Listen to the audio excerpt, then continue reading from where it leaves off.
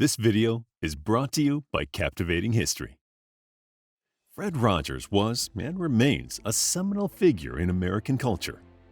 During the run of his hit show, Mr. Rogers' Neighborhood, millions welcomed his reassuring figure into their homes. One of the fans' and casual observers' main questions regarding Fred Rogers is how real his on-screen persona was. He seemed to possess an almost ideal mix of gentleness, common sense, and above all, empathy. In the cynical world we inhabit, it is easy to suspect that television personas are phony and that the real Rogers created this appealing character in the pursuit of success. The director of an in-depth documentary on Rogers, Morgan Neville, understands the root of the skepticism.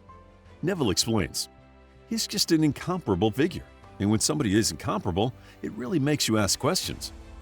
However, the overwhelming evidence points to a lack of artifice on the part of the iconic television host. Coworkers, friends, and acquaintances all speak glowingly of his giving and patient nature. Neville says he's even a better version of who he seems in real life. The entire process of making this film was one of discovering more and more dimensions of the man. And the thing is, I never discovered anything that was truly dissonant with what I thought he was. Nonetheless, the question remains, what is the backstory of this remarkable character? How did he develop that outstanding temperament and keen empathy? Fred grew up in Latrobe, Pennsylvania in 1928. If that sounds like an unimportant town, keep in mind that the banana split was invented there. So, they are doing something right. Rogers loved his hometown and based the neighborhood in his famous show on the Allegheny Mountains town. Latrobe is not a particularly wealthy town. However, the Rogers family was quite successful. His mother had a remarkable knack for business and came from a wealthy family. The family was religious and emphasized the communal and charitable elements of Christianity. The Rogers clan often volunteered and practiced the values we associate with being good neighbors. Nonetheless, Fred did not have an idyllic childhood. On the contrary, he was teased by the other children for being overweight. Adding to the problem, Fred suffered from severe hay fever, which often kept him bedridden. As a result, he was often shy and quite introverted. As you can imagine, the future of Mr. Rogers needed a lot of empathy to get through these challenges. Luckily, he received it. Fred would credit his grandfather, Fred McFeely, for providing the care and understanding the shy child needed. These experiences had a profound impact on the attitudes of the unlikely future television star. Fred always remembered the depth of his emotional childhood needs and the natural grace with which his grandfather fulfilled them. It is not an exaggeration to say that Mr. Rogers brought the same kindness to generations of American children in emulating Fred McFeely. Empathy and kindness helped the youngster gain confidence and became steadily more popular. But unlike many who overcome obstacles and never look back, Fred would never forget what it was like to need the support of others. By senior year, the kid who had once been an outsider was elected president of the student council. He also showed a remarkable talent for music. Indeed, it helped him woo Joanne Bird, the woman Fred would later marry. She remembered. He sat right down and started playing some pop stuff, and we were so impressed because none of us could do that. We couldn't just sit down and play jazz, and he could. He could do it all. Fred was initially drawn to the church and attended the Pittsburgh Presbyterian Seminary. He was ordained as a minister in 1963. Though he would never serve as a pastor, the ideals of Presbyterian humanism had a deep influence on the young graduate. While he pursued seminary, Fred was distracted more than once. He attended Dartmouth for a while and focused on music. However, the talented youngster was repeatedly drawn to the world of television. He remembered, "I got into television because I hated it so, and I thought there's some way of using this fabulous instrument to nurture those who would watch and listen." Eventually, it was clear to Fred that his future was in that influential medium. Rogers continued to attend seminary for his edification, but also, as he put it, to deepen what I could bring to television. Fred applied for NBC straight out of college and was accepted. Soon he was producing several shows for the national network. However, Rogers found commercial television empty and shallow. He wanted to make a difference and use the increasingly popular visual medium to do good for society. The opportunity arose when Fred was offered a job at the newly formed WQED Pittsburgh. The community-oriented public access station was located a short drive from his hometown of Latrobe. The station also shared its vision of creating educational content for children with an uplifting message. Rogers worked behind the scenes on The Children's Corner. He took the mission of broadcasting to children incredibly seriously. In the 1950s and early 60s, child psychology was blossoming, and Fred paid close attention to the latest developments. He sought the guidance of globally recognized luminaries such as Dr. Benjamin Spock and Professor Erik Erikson. However, the most critical and consistent influence on his work came from Dr. Margaret McFarland, the esteemed head of the Arsenal Family and Children's Center in Pittsburgh. She developed a long-term partnership with Rogers, providing the background necessary to connect with children and help them in the most effective and empathetic manner. At first, Fred did not believe he was suited for work before the camera. However, in 1963, the Canadian Broadcasting Company offered him a role hosting his own show on the channel. The head of CBC's children's programming, Fred Rainsbury, insisted he appear on the show rather than work behind the scenes. He told Rogers, "Fred, I've seen you talk with kids. Let's put you yourself on the air."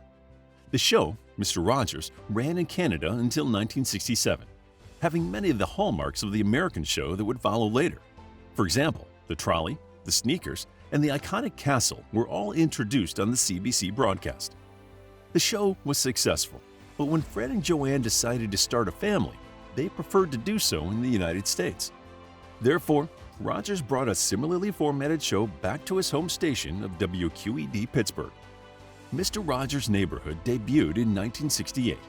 At first, it appeared regionally on the Eastern Education Network to a limited regional audience. However, National Education Television soon picked up the show. The corporation was later renamed the Public Broadcasting Service, PBS. As the show gained a vast and loyal audience, Rogers formed the Family Communications Incorporated production company. It would produce Mr. Rogers and all the other work he was involved in over the following decades.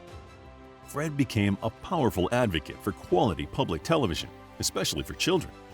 In 1969, he gave a moving and eloquent speech before Congress.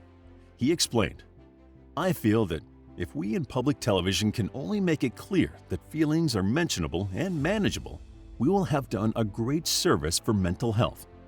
I think that it's much more dramatic that two men could be working out their feelings of anger, much more dramatic than showing something of gunfire." One jaded senator replied, "Well, I'm supposed to be a pretty tough guy, and this is the first time I've had goosebumps for the last 2 days." Thanks to the efforts of Fred Rogers, PBS received a significant jump in funding. It allowed important educational content such as Mr. Rogers' Neighborhood and Sesame Street to produce sophisticated content and reach a wider audience. Even the famously cynical President Richard Nixon was impressed. He appointed Rogers chair of the White House Conference on Children and Youth in 1970. While Sesame Street focused on learning in the more traditional sense, Fred's show maintained an interest in the inner emotional world of the child. Though it ran until 2001, little changed on the show over the years. Despite the increasingly short attention span evinced by American society, the show had a deliberately measured pace that it did not alter. Each episode commenced with a reassuring view of a model neighborhood. The camera would then pan into a house as the theme song, "Won't You Be My Neighbor," played in the background. The shot would then reveal Fred within the house, and he would sing the theme song while changing from a suit into a cardigan. The sequence and its calming manner remain a visceral childhood memory for hundreds of thousands of children. The show ended with a similarly iconic image, and Mr. Rogers always made sure to clean up and put away any props that he used. The show was literally educational to the very end. The show continued as it followed Fred into the neighborhood of make-believe. Through a series of interactions with human characters and puppets, the show aimed to teach children valuable life lessons. The situations depicted in the show avoided unnecessary drama and hyperbole. Instead, they unpacked common but complex experiences children often faced. For example, a story arc may have dealt with sibling rivalry or the death of a family pet. The problems were addressed respectfully and calmly, while encouraging children to engage naturally with their complex inner emotional life. Through this style of engagement, Mr. Rogers hoped to help children develop psychologically and provide them with a firm foundation of moral and ethical behavior. Fred was involved in every aspect of the show. He wrote and edited every single one of the 905 episodes that aired. In the process, he also wrote no less than 200 songs. At the height of his influence in the 1980s, Fred contributed to lessening Cold War tensions that ended the Cold War. In 1987, he visited Moscow and appeared on the popular Soviet children's show Good Night, Little Ones. The host of the show, Tatiana Vednyeva, reciprocated and appeared on Mr. Rogers' Neighborhood. In 2001, Fred retired. However, he continued to give inspiring talks and launching a new project, a children's media center at St. Vincent College in his hometown of Latrobe. Unfortunately, in 2002, Rogers was diagnosed with stomach cancer. Although he underwent surgery, he passed away the following year. The response to his death was overwhelming. Notably, the U.S. House of Representatives unanimously passed a resolution honoring him. News of his passing appeared on the front page of just about every important metropolitan newspaper. Although it has been almost 2 decades since the death of Fred Rogers, it has not been forgotten. A 2018 film on his life, Won't You Be My Neighbor, is one of the top-grossing documentaries of all time. The 2019 film A Beautiful Day in the Neighborhood, starring Tom Hanks as Rogers, was a smash hit, bringing in $68 million in box office receipts. It is hard to overstate the importance of the show for several generations of children. For many children in the 1970s through the 1990s, television was a constant presence in their lives. Many children were neglected as parents dealt with growing economic pressures and social changes. For example, single-parent families or those with 2 career parents resorted to leaving their children in front of the tube. They can be thankful that they were in safe hands when Mr. Rogers' Neighborhood was on. To learn more about the history of Fred Rogers, check out our book, Fred Rogers, a captivating guide to the man behind Mr. Rogers' Neighborhood.